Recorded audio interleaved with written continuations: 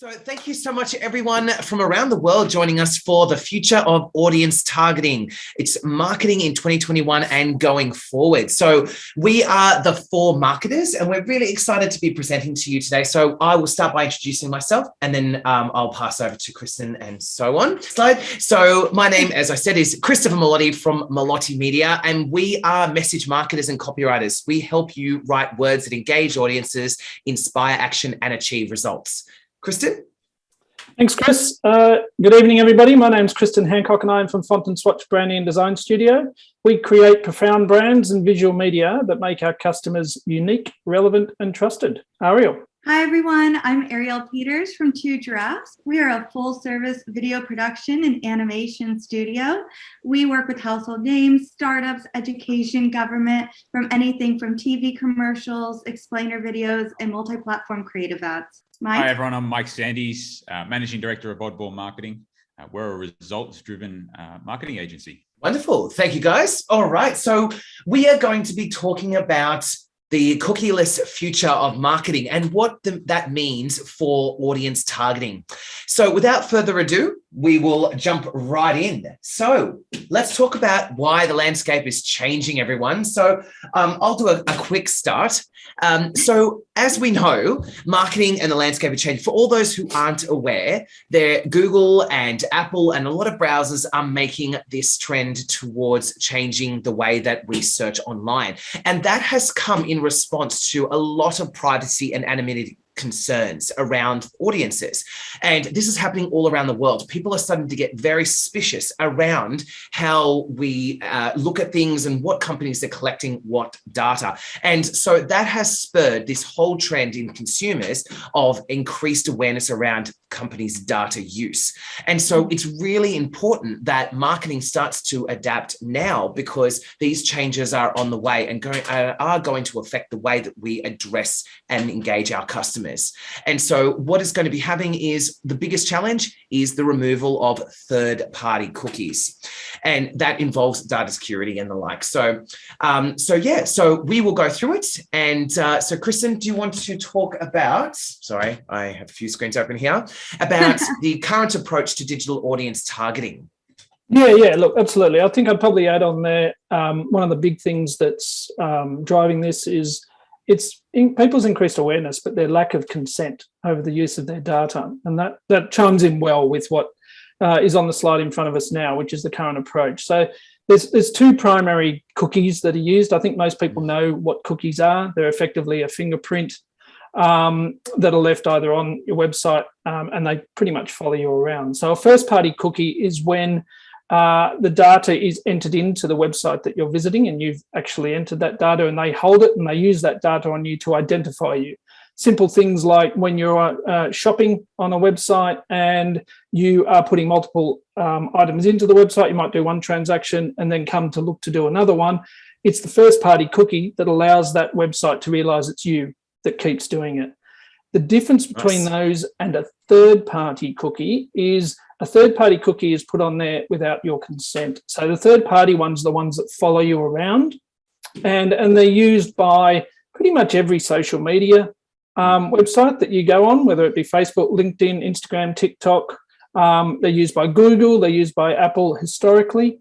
And these are the ones that marketers have historically used to provide different types of marketing targeted specifically to you. So the way they're doing that is they're almost looking over your shoulder, watching where you're going, and then saying, based on your behavior specific to you, I'm going to now target you with specific ads. And it's really, really finite, really, really detailed and extremely useful data capturing for audience profiling.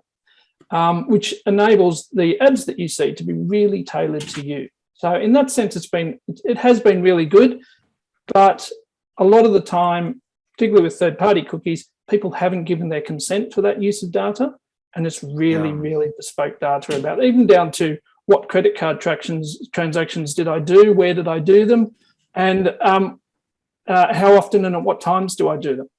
Yeah. So it's a bit too specific for people that haven't been asked whether that data is okay to use.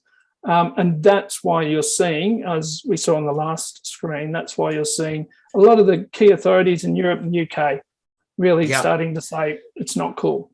Yeah, and that's what's happening, Kristin. Like, further to your message is, and that was a great intro to. I hope everyone paid good attention, well attention to that, because that was excellent. So, and that's what it's leading to, is that the backlash, and we were all discussing this as a panel recently, where it feels like marketing got so far with all of these really specific targeted profile, and now we're taking a backward step because of the changes. Mike, do you want to weigh in here a little bit about what does the future look like now that with all these changes that are coming in? Oh, look, I think it's overdue as such on one hand, in terms of the amount of profiling capabilities we've had for so long. It's been fantastic.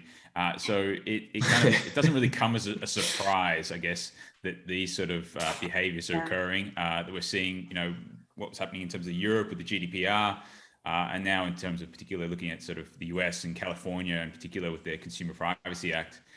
It's really about people sort of getting to know how their data is being used, how they're being tracked, and so having a little bit more transparency to things.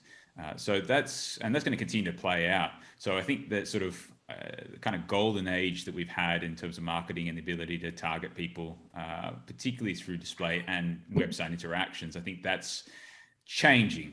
They're still trying. They're still looking at some other solutions to this in terms of replacing cookies. But the idea is that it's supposed to take away from the ability to personally or individually identify a user, which I think is a good thing. I think we all think it's a good thing. Yeah, of course. Absolutely. Yeah. But it means what fallout is that for marketing? Yeah, and it's about pivoting now that that's happening and knowing what to do about it. Yeah. And so that's sooner than we think. Go a little lazy, right? Not lazy, but we've really counted upon cookies, and now we're going to have to reimagine and get creative again to get to our audience.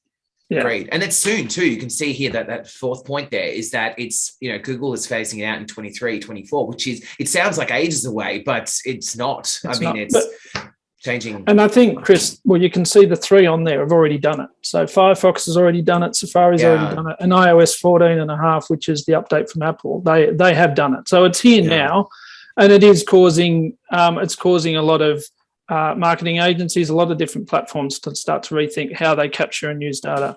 And as you said, Mike, this is a good thing. I think as marketers, that possibly we went a little bit too far in terms of what was available for the use of data. And I think that now that the legislation is coming through, it's giving the marketers, it's taking that question of whether that data should be used or shouldn't be used. Before, it was each individual agency's moral obligation. Now it's more like there's legislation saying, no, this isn't okay. And I think that's a good thing. Yeah. I mean, the internet was the Wild West, right? Everything was moving so quickly. We were able to really get all this targeting happening. We were utilizing every little capability we had as companies and corporations to get to our audience. And now regulations are catching up. Yeah. And it's not, look, it will evolve. So it's not like all of a sudden we're going back to the dark ages, and we'll talk about that a little bit more. Yeah, well, I was going to say we can move. Yeah, I think one of the final point on there is worth noting, though, Chris, and that is that now that people are being given the option and are actually being asked whether they consent to the use of their data, there have been studies that have coming out of the US already that are suggesting that less than 20% and sometimes less than 15% of people are saying, yes, it's okay. So that gives you a clear indication as to when people are made aware of what the data might be used for, a lot of the time they're saying no. However, so 3 out of 4 times they're also saying no. that they want ads that are bespoke to them. So it's a bit of a catch-22, isn't it? That's a good point. At the moment, when you get specifically asked that, of course you're going to say, well, no, I don't want these people getting all my information. But I think as that happens over all these other platforms, there is, and we're going to talk about ways to implement this, but there is going to be that moment where consumers are going to go, oh, right, there's some positive aspects to that. Yeah. And let's have a talk about that. So what impacts might this have, and where's it sort of headed for and like Mike, especially you particularly specialize in this kind of advertising and marketing. So do you want to weigh in here and let me say to everyone, keep in mind that this is early days. So we don't know what the future will actually hold in 2 years' time. But what we're trying to do is, based on the information we have today, here's what we predict as a panel is going to happen. Mike, do you want to throw in? Yeah, that's an interesting one. And I think we'll talk about that a little bit later on when we look at some of the solutions that are kind of looking to come through. And I guess that's partly why, we've seen the delays. Like Chrome itself was supposed to already be cookieless, but they've had to delay that and delayed it and continue to delay it as they try to look at alternative solutions that kind of get that balance between that privacy and anonymity that we might want to look for. But then to Arielle's point is having relevant ads that are served to us that are actually useful.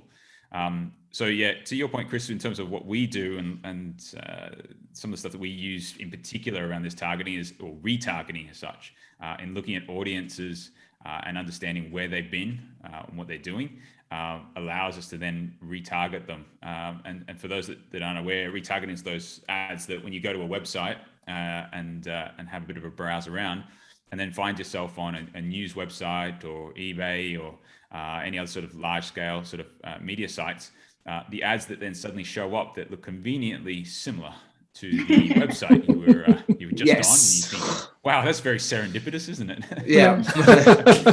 And Mike, you would say for companies, that was a quite cheaper, easier way to target and market to their audience, Absolutely, without having to put as much thought as maybe we did before cookies and before we had that possibilities. Yeah, retargeting has been one of those go-to ones for us for most medium businesses and small business in particular, because from a cost of advertising, unlike mass media publications and solutions where you're spending a huge amount of money to broadcast to a lot of people, with retargeting in particular, you've got people who have visited your website that you're now serving ads to. So they're people who have already shown interest.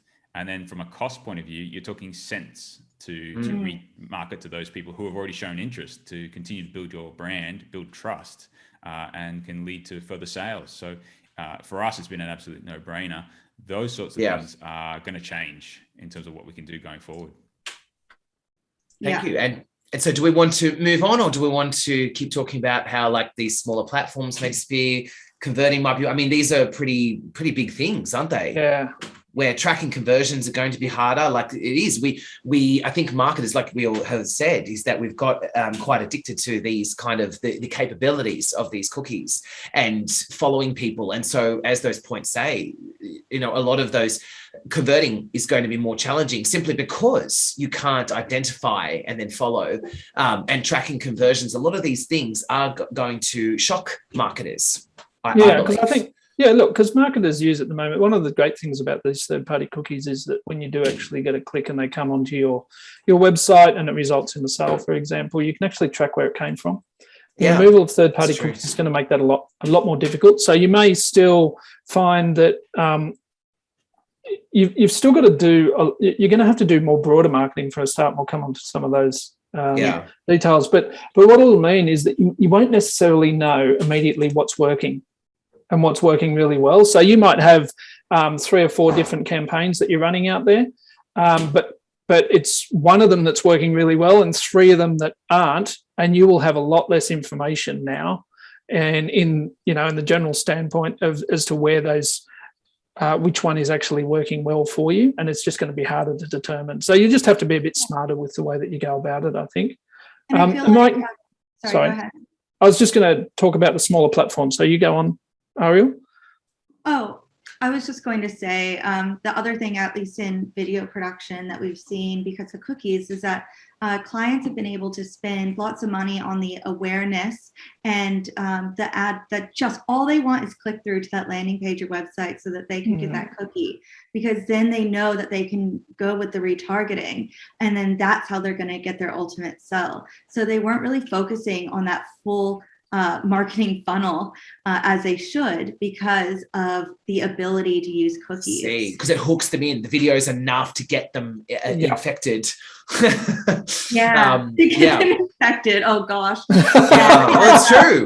It's true. Mike, Mike, you were gonna. We had a chat before about some of it, because there's a lot of ad platforms out there that rely heavily on third-party cookies, and there's global ones out there like Programmatic, etc. But then there's also a number of smaller ones, and their entire business is built around the use of third party. So, Mike, did you want to talk? Because we actually think that this will have a critical impact on a lot of the businesses out. Yeah, I mean, this is kind of somewhat speculative at this stage around what could happen next. But certainly knowing that across all the different ad platforms that exist, as you take away that ability to track, then a lot of those will start to suffer from their ability to provide quality targeted ads.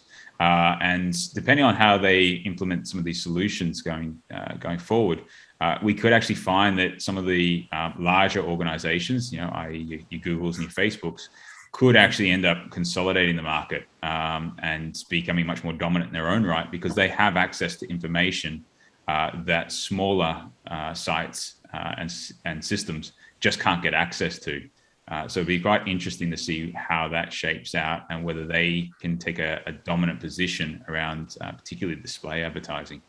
Yeah. And so let's discuss that and what potential marketing can do in the immediate sort of space.